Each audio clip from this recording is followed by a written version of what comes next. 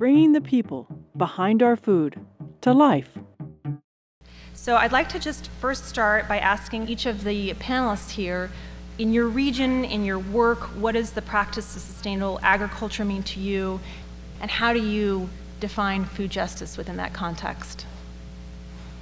I'd like to take on the food justice part.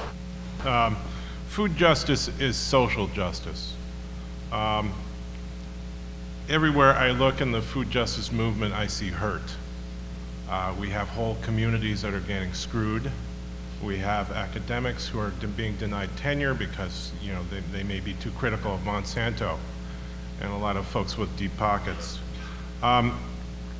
There is a woman named Elizabeth Kubler-Ross who came up with 5 stages of grief. Is everyone familiar with that? The 5 stages are denial, anger, bargaining, depression, and acceptance. And so kind of a flippant illustration, say I locked my keys in the car. Stage 1, denial. Oh, I did not lock my keys in the car. Anger. I locked my keys in the car. Bargaining. Maybe the passenger door is open. Depression.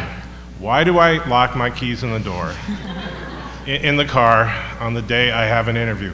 And then acceptance is, okay, let's find a locksmith or someone to open the car.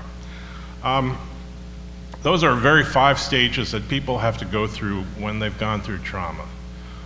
There's also a Catholic theologian in Washington, D.C. named Clarence Williams, and he's added 3 more stages: re-engagement, forgiveness, and witness.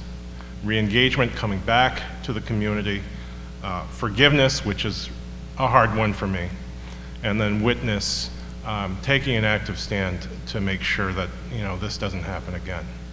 And so what I think we need in this movement is space for people who have been wounded and who have been traumatized to go through these stages, because they are human beings.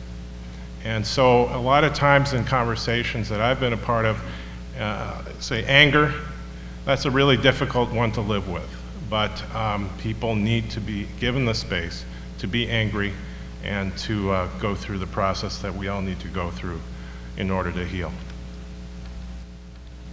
For Oregon Tilth, I'll start with the sustainable agriculture and food systems perspective. Our organization's historical roots go back about 35 years ago, and the formation of Tilth, which was a regional nonprofit organization. And the founders at that time, when they crafted their mission statement about the kind of agriculture and food system they were trying to advocate and support, they used 2 key terms, and one was biologically sound. It had to be biologically sound, and the other was it had to be socially equitable.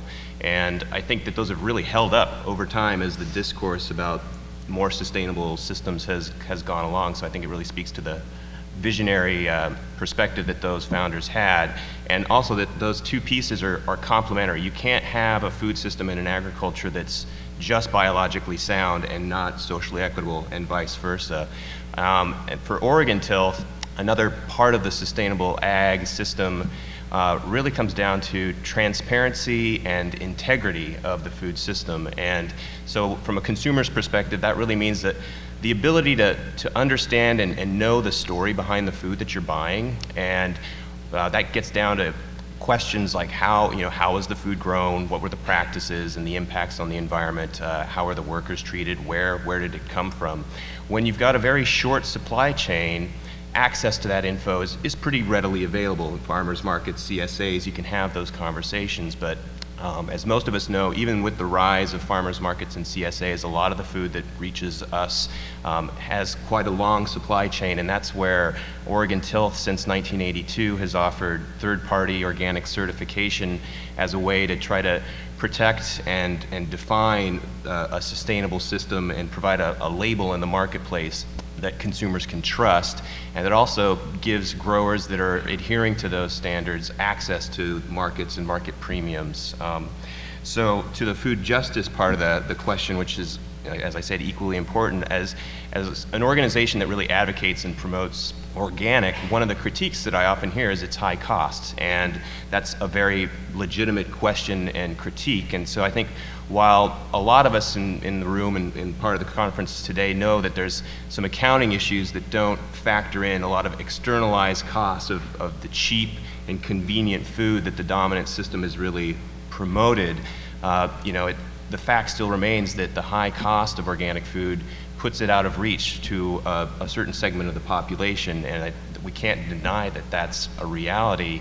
And from my perspective, access to affordable, healthy, and safe food is a basic right. It should not be a privilege.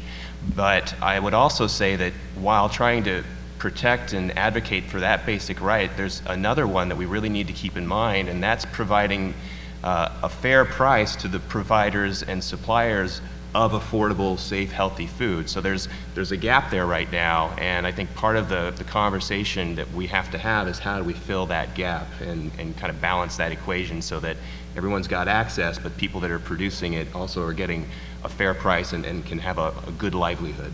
Yeah.